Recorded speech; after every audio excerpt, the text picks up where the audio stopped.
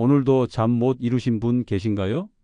혹시 새벽마다 눈이 번쩍 떠서 뒤척이진 않으셨나요? 저 역시 수많은 어르신들을 만나며 그 답답한 마음을 직접 들어왔습니다. 밤마다 천장을 바라보며 시간만 흘러가는 그 막막함을 저도 잘 알고 있습니다. 오늘은 약에 의존하지 않고 누구나 쉽게 따라할 수 있는 숙면을 위한 방법들을 알려드리려고 합니다. 다만 무엇보다 중요한 것은 심각한 수면 장애가 의심되시면 반드시 의료진과 상담하시는 것입니다.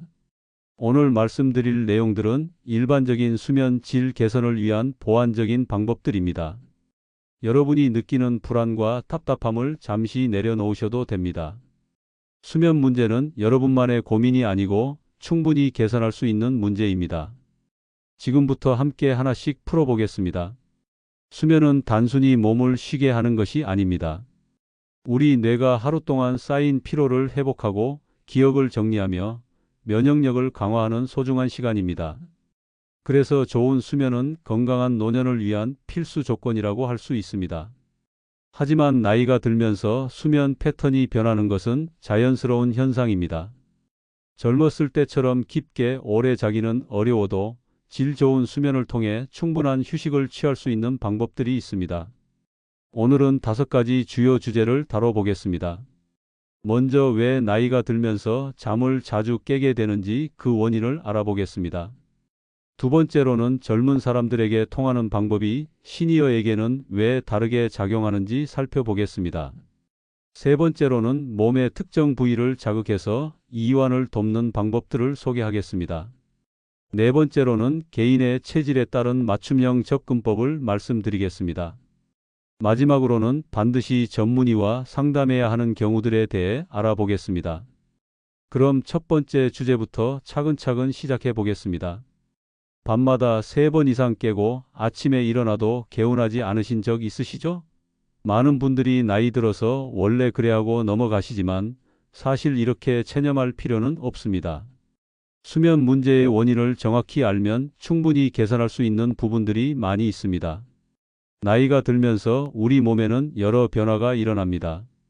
가장 대표적인 것이 멜라토닌이라는 수면 호르몬의 분비량이 줄어드는 것입니다. 멜라토닌은 우리 몸의 생체 시계를 조절하고 자연스러운 잠을 유도하는 중요한 역할을 합니다.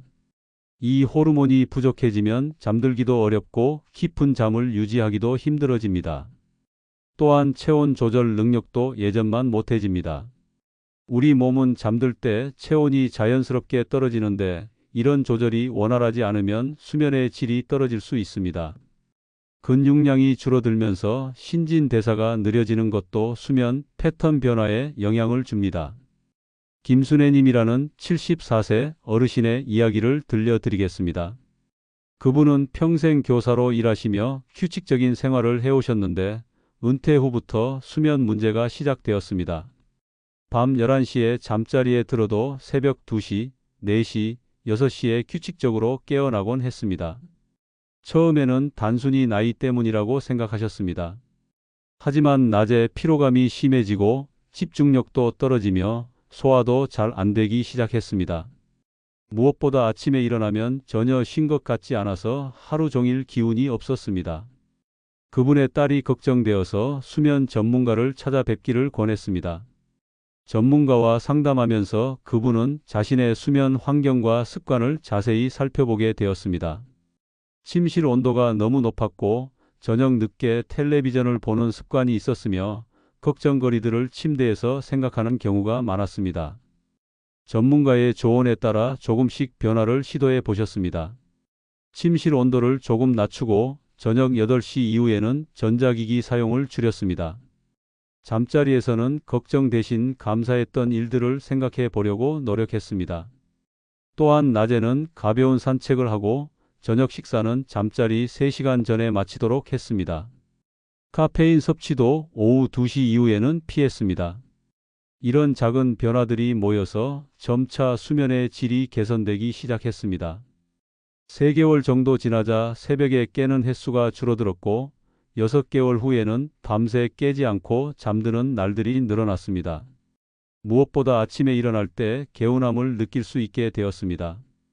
그분은 나이 탓이라고 포기하지 않길 잘했다고 말씀하시며 지금도 꾸준히 좋은 수면 습관을 유지하고 계십니다. 이처럼 문제는 수면 시간의 길이가 아니라 깊은 잠의 질이 떨어지는 데 있습니다. 단순히 오래 누워 있는 것보다는 효율적이고 질 좋은 수면을 취하는 것이 더 중요합니다. 혹시 여러분도 나이 들어서 어쩔 수 없다고 생각하고 계신가요? 오늘 밤부터 몇 번이나 깨는지 간단히 기록해 보세요. 패턴을 파악하는 것이 개선의 첫걸음입니다. 그리고 새벽에 깨면 억지로 자려고 애쓰기보다는 깊게 호흡하며 몸을 편안하게 만드는 것부터 시작해 보세요. 이제 두 번째 주제로 넘어가서 왜 젊은 사람들에게 효과적인 방법들이 시니어에게는 다르게 작용하는지 알아보겠습니다. 많은 분들이 따뜻한 우유를 마시거나 가벼운 운동을 하는 등의 방법을 시도해 보셨을 겁니다. 그런데 효과가 없거나 오히려 더 불편해진 경험이 있으신가요? 사실 이런 방법들은 젊은 사람들에게는 도움이 되지만 시니어에게는 여러 요인들 때문에 전혀 다르게 작용할 수 있습니다. 가장 큰 차이는 신진대사와 소화 능력의 변화입니다. 나이가 들면 위산 분비량이 줄어들고 소화 속도도 느려집니다. 따라서 저녁에 따뜻한 우유를 마시면 젊은 사람은 편안해질 수 있지만 시니어에게는 소화 부담이 되어 오히려 불편함을 줄 수 있습니다. 또한 복용하고 계신 약물들도 수면에 큰 영향을 미칩니다. 혈압약, 이뇨제, 일부 심장약들은 밤중에 화장실을 자주 가게 만들거나 수면 패턴을 변화시킬 수 있습니다. 이런 상황에서는 아무리 좋은 수면법을 써도 근본적인 해결이 어렵습니다. 박도영님이라는 69세 은퇴 공무원의 경험을 들려드리겠습니다. 그분은 인터넷에서 본 수면법들을 열심히 시도해 보셨습니다. 매일 밤 따뜻한 우유에 꿀을 타서 마시고 족욕도 하고 가벼운 스트레칭도 했습니다. 하지만 전혀 효과를 보지 못했습니다. 오히려 따뜻한 우유를 마신 후에는 속이 더부룩해져서 더 뒤척이게 되었습니다. 족욕을 하면 일시적으로 편안해지는 것 같았지만 침대에 누우면 다시 잠이 오지 않았습니다. 몇 달 동안 이런저런 방법들을 시도해 봤지만 상황은 나아지지 않았습니다. 그러던 중 지인의 소개로 수면 상담을 받게 되었습니다. 상담 과정에서 그분이 복용하고 계신 혈압약과 이뇨제가 수면에 영향을 주고 있다는 것을 알게 되었습니다. 이뇨제 때문에 밤에 2-3번씩 화장실을 가게 되고 그때마다 완전히 깨어나서 다시 잠들기 어려웠던 것입니다. 또한 그분의 체질적 특성도 파악하게 되었습니다. 소화력이 약한 편이라서 저녁에 우유를 마시는 것이 부담이 되었고 몸에 열이 많아서 족욕보다는 시원한 환경이 더 도움이 되는 상태였습니다. 이런 개인적 특성을 고려해서 맞춤형 접근을 시작했습니다. 먼저 담당 의사와 상의해서 이뇨제 복용 시간을 조정했습니다.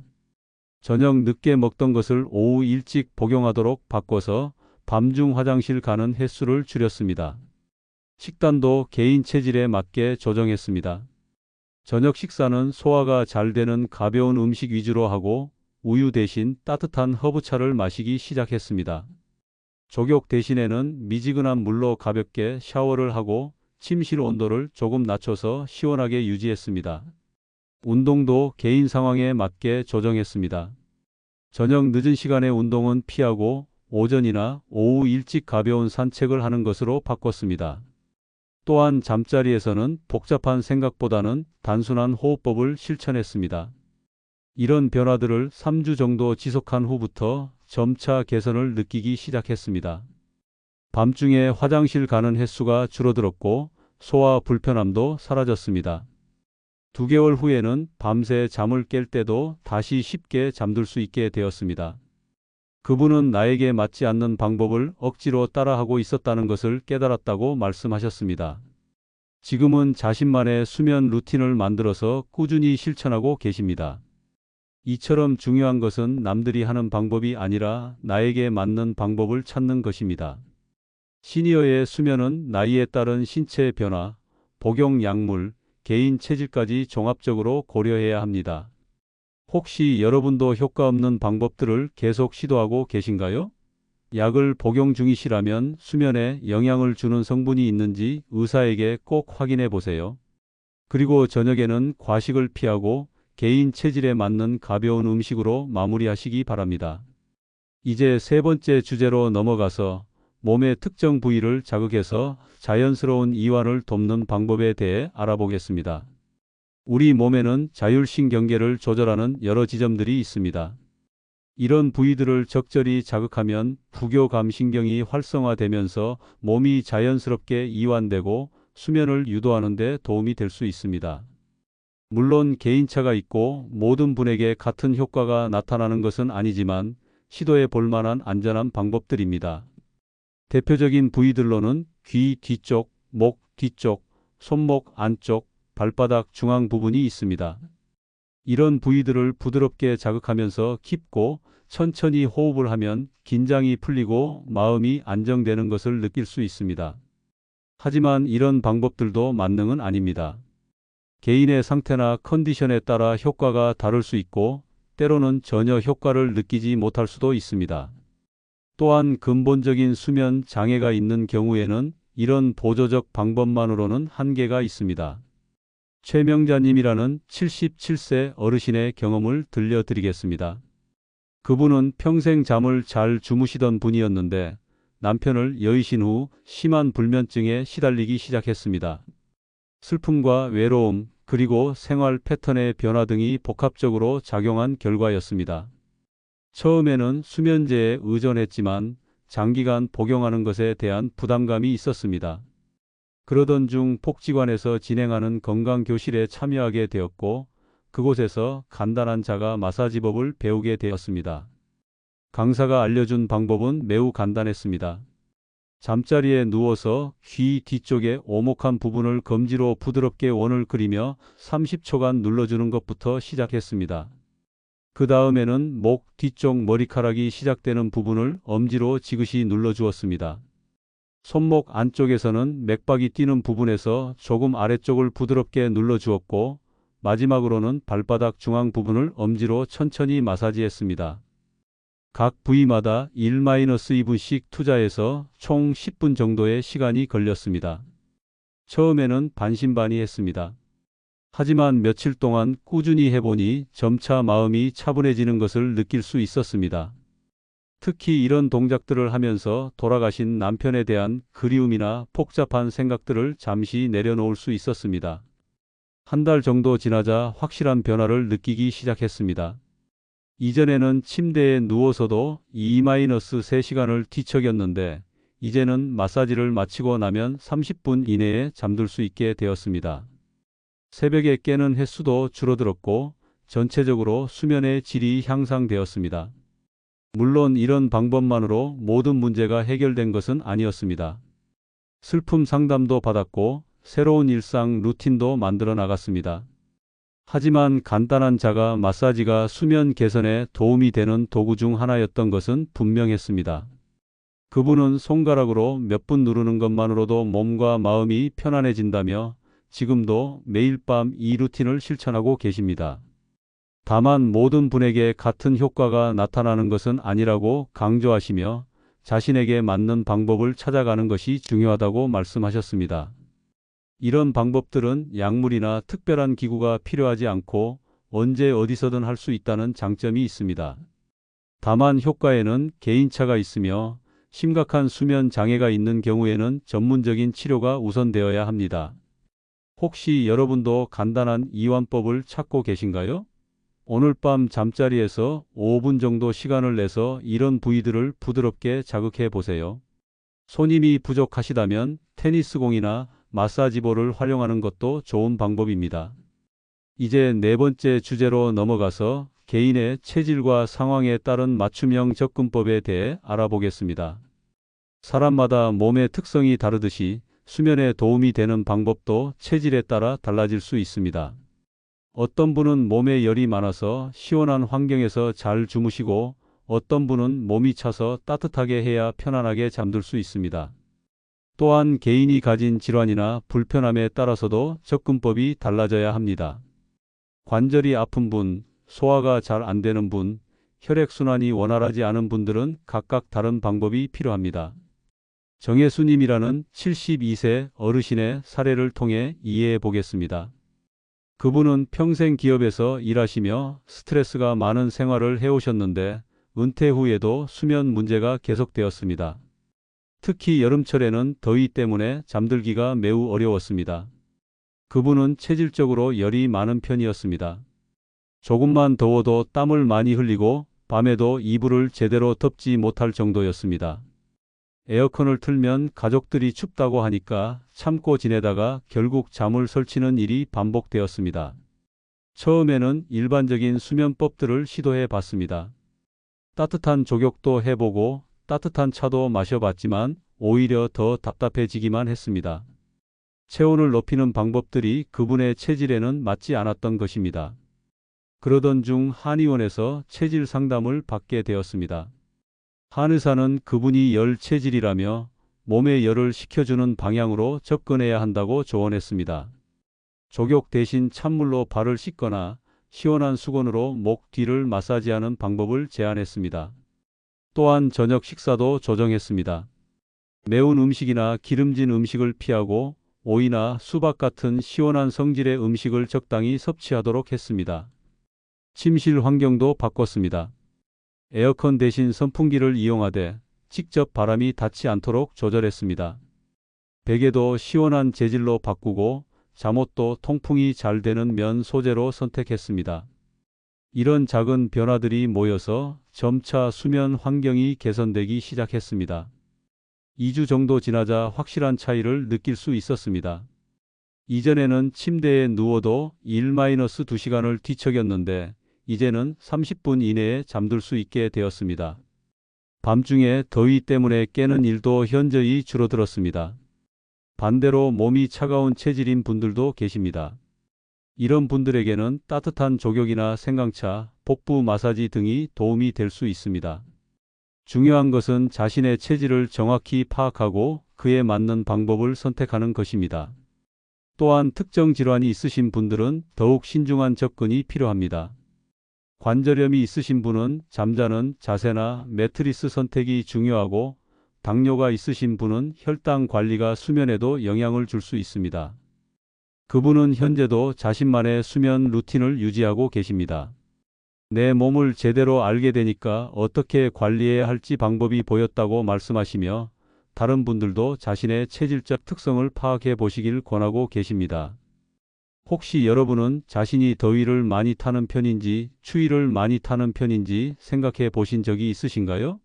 오늘 밤은 자신의 체질에 맞는 방법을 한 가지라도 시도해 보시기 바랍니다. 열이 많으신 분은 시원한 환경 조성을, 몸이 차가우신 분은 적당한 온도 유지를 해보세요. 마지막으로 5번째 주제인 전문의 상담이 꼭 필요한 경우들에 대해 알아보겠습니다. 모든 수면 문제가 생활 습관 개선만으로 해결되는 것은 아닙니다. 때로는 심각한 질환의 신호일 수 있고 전문적인 치료가 반드시 필요한 경우들이 있습니다. 이런 상황에서는 혼자 해결하려고 하기보다는 적극적으로 의료진의 도움을 받아야 합니다. 가장 대표적인 것이 수면무호흡증입니다. 콧골이가 심해서 숨이 자주 멎는다거나 아침에 일어나도 전혀 쉰 것 같지 않고 하루 종일 졸립다면 수면무호흡증을 의심해 볼 수 있습니다. 이는 단순한 수면 문제를 넘어서 심혈관 질환의 위험을 높일 수 있는 심각한 상태입니다. 하지불안증후군도 전문적인 치료가 필요한 경우가 많습니다. 잠자리에 누우면 다리가 저리고 불편해서 계속 움직이고 싶어지는 증상인데 이는 신경학적 문제와 관련이 있을 수 있습니다. 윤정희 님이라는 70세 어르신의 경험을 들려드리겠습니다. 그분은 평생 간호사로 일하시며 건강에 대한 지식이 풍부한 분이었습니다. 그런데 몇 년 전부터 심한 콧골이와 함께 잠을 자다가 숨이 멎는 일이 자주 생기기 시작했습니다. 처음에는 단순한 콧골이라고 생각하고 넘어갔습니다. 하지만 가족들이 밤에 숨소리가 멈췄다가 다시 시작되는 것을 발견하고 심각성을 깨달았습니다. 또한 낮에도 계속 졸리고 집중력이 떨어져서 일상생활에 지장이 생기기 시작했습니다. 혈압도 계속 오르고 아침에 일어나면 머리가 무겁고 목이 아팠습니다. 이런 증상들이 지속되자 수면 전문 병원을 찾게 되었습니다. 수면다원 검사를 받은 결과 중등도의 수면무호흡증 진단을 받았습니다. 1시간에 20회 이상 호흡이 멎거나 얕아지는 상태였고 이 때문에 깊은 잠을 전혀 못 자고 있었던 것입니다. 겉으로는 잠을 자는 것처럼 보였지만 실제로는 계속 얕은 잠만 반복하고 있었던 것입니다. 의사는 양압기라는 치료 장비 사용을 권했습니다. 처음에는 기계를 쓰고 자는 것이 불편했지만 며칠 적응하고 나니 확실한 변화를 느낄 수 있었습니다. 밤새 깨지 않고 잘 수 있게 되었고 아침에 일어날 때 개운함을 느낄 수 있었습니다. 낮에 졸리던 증상도 사라졌고 혈압도 점차 안정되기 시작했습니다. 6개월 후에는 전반적인 건강 상태가 크게 개선되었습니다. 그분은 수면 문제를 가볍게 생각하지 말고 전문가의 도움을 받았길 잘했다고 말씀하셨습니다. 또한 약물과 관련된 문제들도 간과하기 쉽습니다. 낮잠에 대한 잘못된 인식도 많습니다. 적당한 낮잠은 도움이 되지만 너무 늦은 시간에 오래 자면 밤잠을 방해할 수 있습니다.